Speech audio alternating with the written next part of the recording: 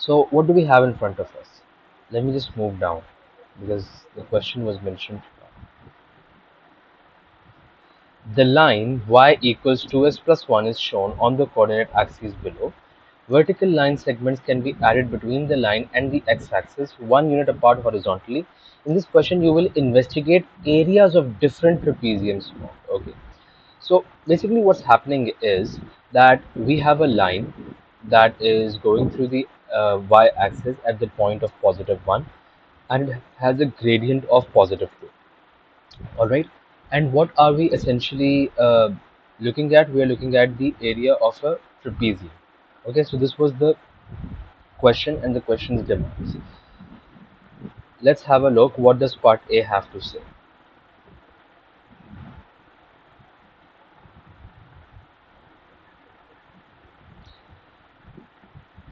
For every stage that we increase, a part of the area is being shown. Okay, so this is stage 3. It says for stage 3, show that the area of the trapezium is 6 units squared. So what formula do we use when we are calculating area of a trapezium?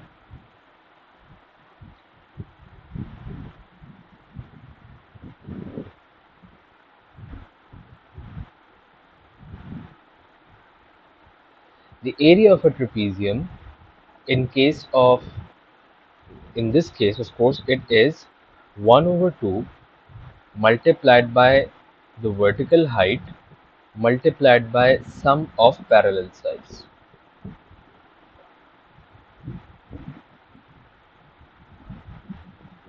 In fact, on just parallel sides.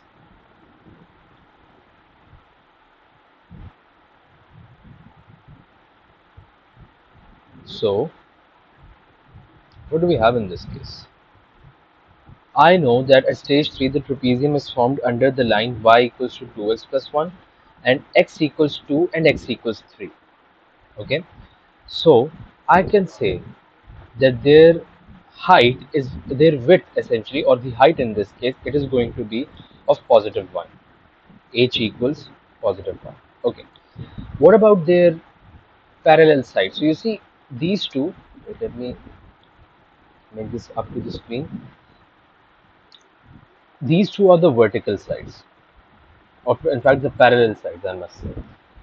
So once we've identified what those parallel sides are, what we need to do is we have to consider what is their length. So I know that this goes on from 1 up till 5, and this goes from 1 up till 7. So the parallel sides are 5 and 7.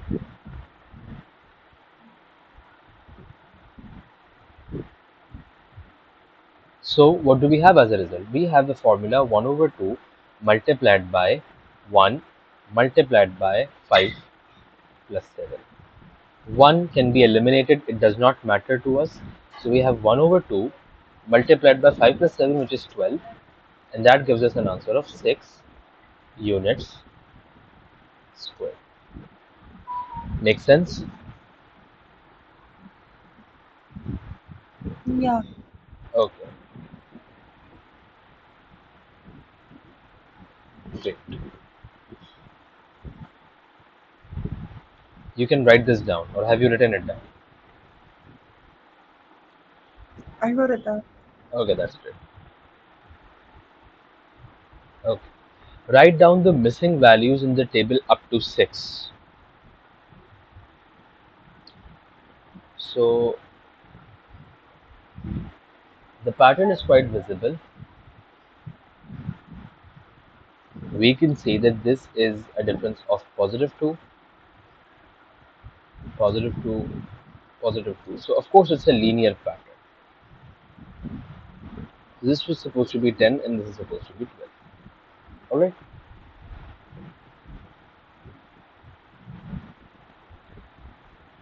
So basically for 8 part C, what we have to do is, first things first, we have to talk with reference to n. Always remember, in these questions, we always have to talk with reference to n. So I can say that as n increases, by 1, the area increases by 2. This is what you call a term-to-term pattern. And another pattern that you can talk about is all numbers, or all perhaps values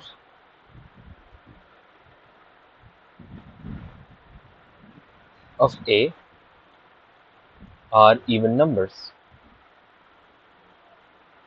You can also say that they are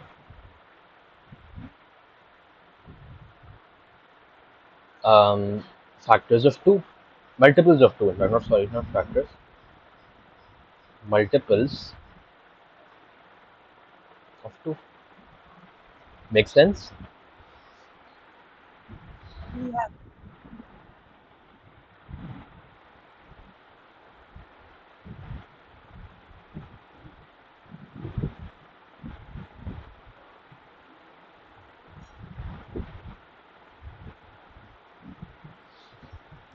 That's great.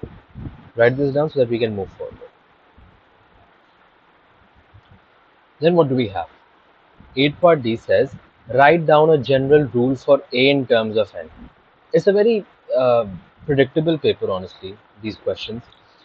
So, how to write the general rule? You have the sequence 2, 4, 6, 8, 10. Can you find the general rule and tell me what answer do you get? Okay.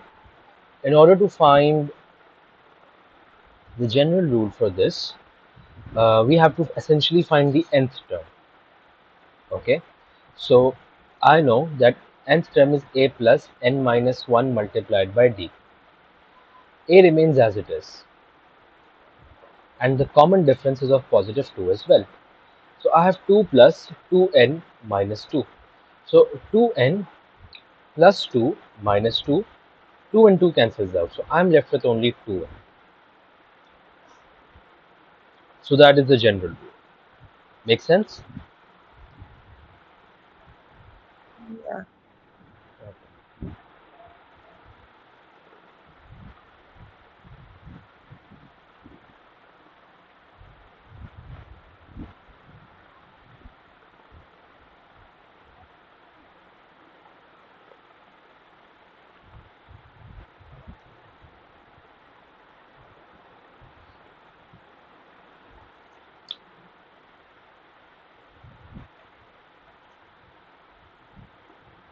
Oops.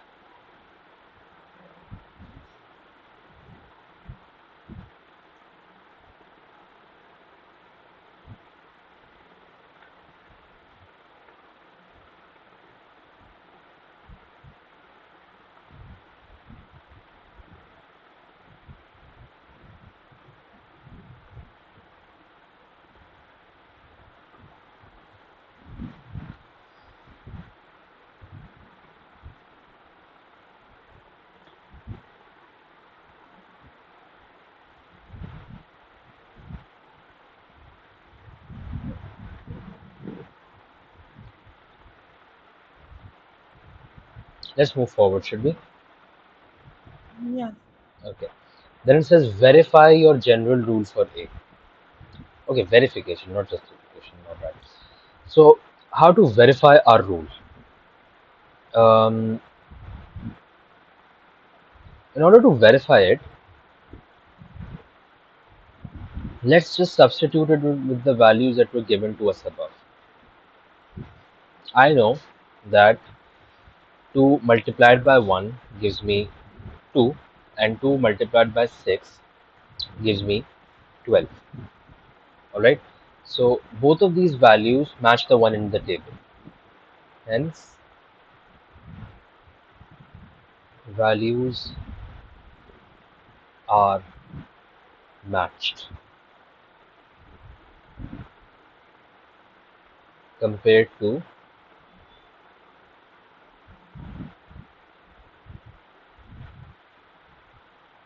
those in table.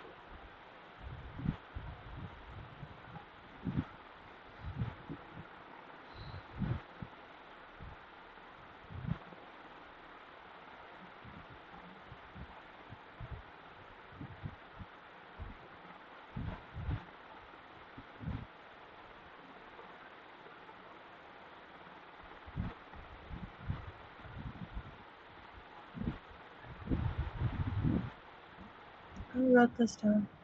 All right.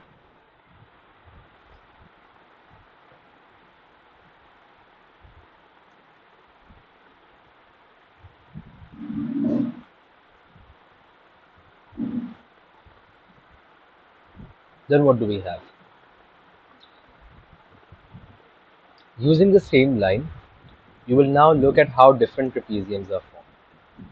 Drag the stage slider to see how these different trapeziums can be formed. Generally speaking, we won't need one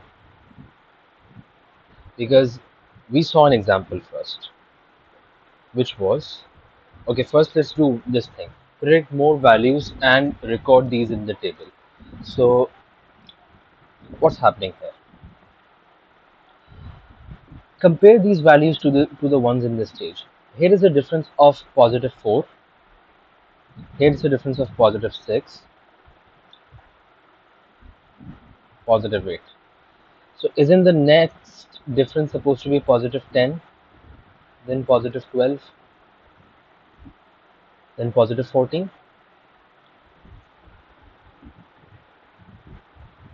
right? So this value becomes 30, this becomes 42, this becomes 56. This is for the prediction part.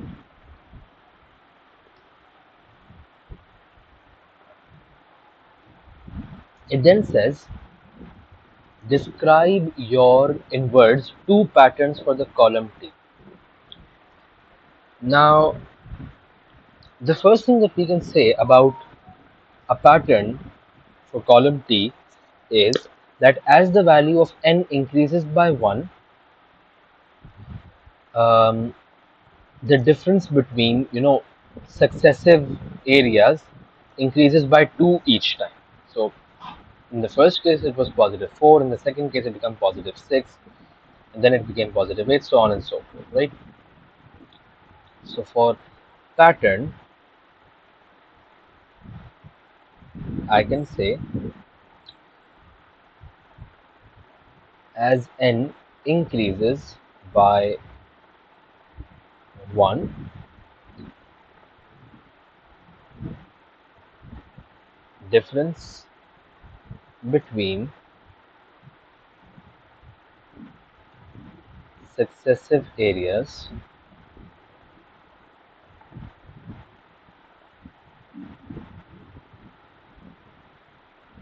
increases by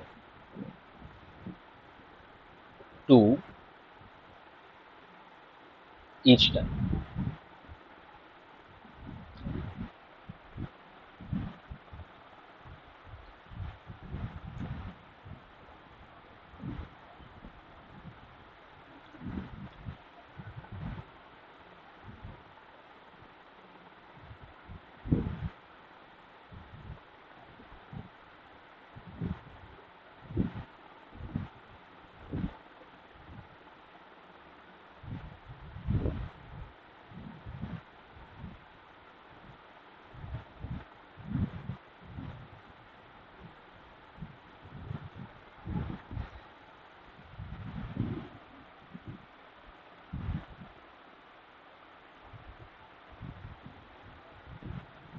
Another pattern that we can see is that look, if we multiply 1 by 2, we get an answer of the area. If we multiply 2 by 3, we get the answer of the area.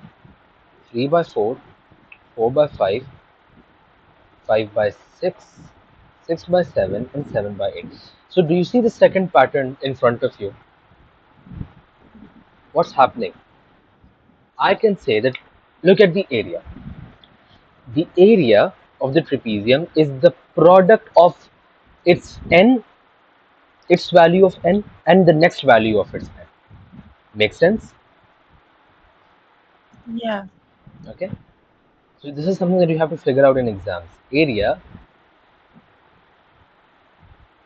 is product of its corresponding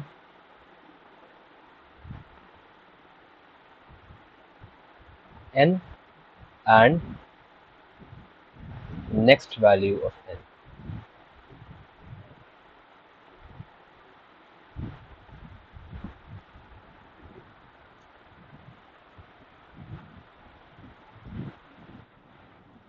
I'll be right back. Sure. Alright. Then it says find a general rule for t in terms of n. So, in order to find the general rule of this, I know that the first term is 2, then we have 6, 12, 20, 30, so on and so forth. The difference between 2 and 6 is 4, 6, 8, 10. But the third tier difference is of positive 2 in all cases, so this is the constant difference or the common difference. Alright. Now, I know that 2a should be equal to 2. So a is going to be equal to 2 over 2, which gives me the answer of positive 1. Alright. Then 3a plus b should be equal to 4. So when the value of a is 1, I know that 3 into 1 plus b equals 4. The value of b that I get is going to be negative 1.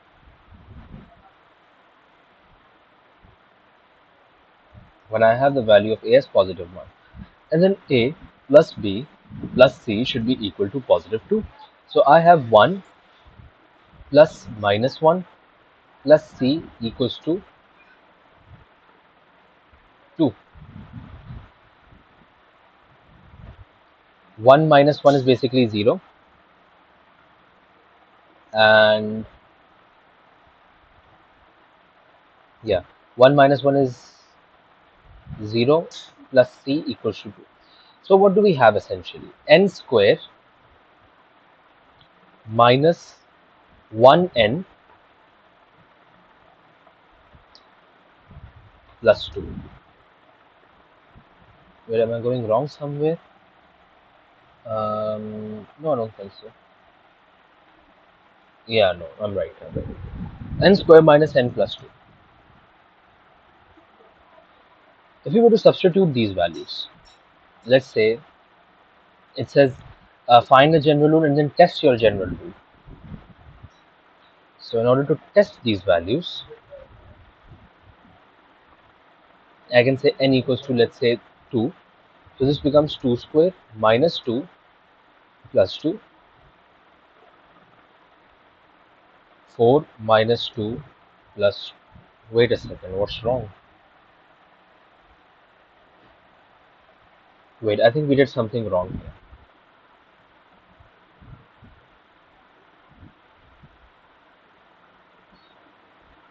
Oh, my bad, my bad. I think the value of b is supposed to be positive 1. I'm sorry. The value of b is supposed to be positive 1. So this equation that we found is going to be wrong. It's not going to be correct. The value of b is supposed to be positive 1. So a plus b plus c. So 1 plus 1 plus c equals to 2. 2 plus c equals to 2. And the value of c becomes 0. So essentially our equation is n square plus n.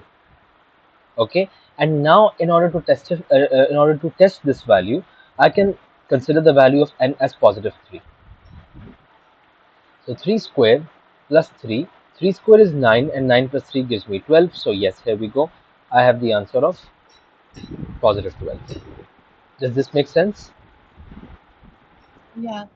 Okay. And just like that, in order to verify this, let's substitute the value of n equals to 7. So we get 7 square plus 7. 7 square is 49 and 49 plus 7 gives me the answer of 56. So that's also verified. write all of this down, then I'll have to erase it, then we'll do the justification part. Now let's solve for the verification and the justification part. Alright, now how to justify these rules? Look, in this part, in this justification, what can we do? Instead of adding individual sections, like for example, this was a trapezium, and this was a trapezium, and this was trapezium in stage 3, this might have been the trapezium in stage 4. Instead of adding individual sections, look at the overall shape between x equals to 0 from this line up till this line. Look at this. Okay, let's try to identify the overall dimension first. I know that in this case x equals to 0, right? And we have the equation 2x plus 1. So when x equals to 0, the value of y would be simply y equals to 1, like in this case, right? And if we were to talk about the height at the right boundary, which is this one, of course, in this case, our height is maximum, which is going to be of 13. And the base along the base width along the x-axis, this is of 6 units, whatever it is. And let's consider as x equals to n, as this is the number stages, right? This is the stage. This shows the stage. So I can consider the value of n being equivalent to x, and I can consider 1 as one of the vertical heights and 13 as one of the vertical heights. First and first, does this make sense? Yeah. Okay, good. Now think about it this way. The entire area of trapezium equals 1 over 2 multiplied by height multiplied by sum of parallel sides. Agreed, right? One of the heights was 1. Don't write it down right now, just try to understand. One of the heights was 1, as I mentioned it, and the other height was 2n plus 1. It was supposed to be 2x plus 1, but I considered as the value of x being equal to n, right? Does this part make sense as well? Yeah. Okay. So what total area do I have? T equals 1 over 2 multiplied by height. So that's going to be 1 multiplied by 2n plus 1. And the entire value of this is supposed to be multiplied by the height in itself. This height multiplied by n. So I can say 2n plus 2 divided by 2 multiplied by n. When this is divided, this becomes n plus 1 being multiplied by n. And now let's individually multiply n's with each other. I have n squared plus n, and have a look, isn't this equivalent to n square plus n, which was basically the value of the rule that we had found out? Yeah. Yeah. So write this down. I hope this is all clear to you.